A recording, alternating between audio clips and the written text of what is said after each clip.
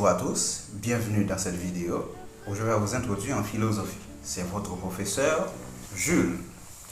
Alors, bien avant de commencer notre exposé, je voudrais vous dire que je ne suis pas là pour faire une histoire de la philosophie. C'est pourquoi je vous mets en garde dès à présent d'enlever de votre esprit toute idée préconçue.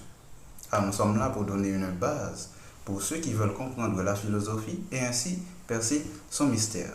C'est pourquoi nous allons rester simples, nous n'allons pas multiplier les mots et nous allons être aussi brefs que possible. L'histoire de la philosophie nous a appris que celle-ci a pris naissance en Grèce aux environs du 6e siècle avant Jésus-Christ.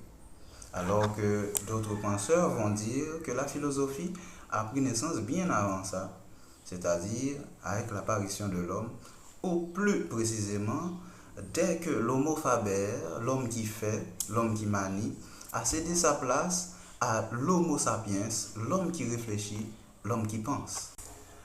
Bref, l'humanité est une et plurielle, suffisamment une pour qu'aucun individu, aucune culture ne soit totalement étrangère aux autres, suffisamment plurielle pour qu'aucun individu, aucune culture ne soit identique aux autres. C'est-à-dire que tout le monde peut philosopher, à sa manière bien sûr, car la philosophie n'est la spécificité d'aucune ethnie ni d'aucune culture. Maintenant, qu'est-ce que la pensée philosophique? Nous inspirant de Vincent Citeaux, qui est professeur de philosophie à la Sorbonne, nous allons répondre que la pensée philosophique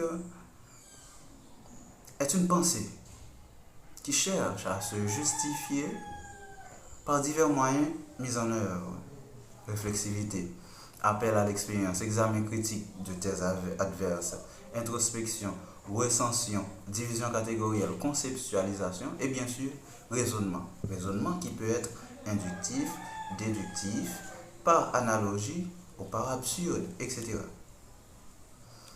Tout pour dire qu'il n'y a qu'une différence de grade, une différence de degré entre la pensée, entre l'argumentation commune et l'argumentation philosophique. Sinon que l'argumentation philosophique est l'approfondissement même de l'argumentation commune. Ce qui nous amène à conclure que il ne suffit pas, il n'est pas obligatoire, il n'est pas nécessaire d'être un génie pour philosopher.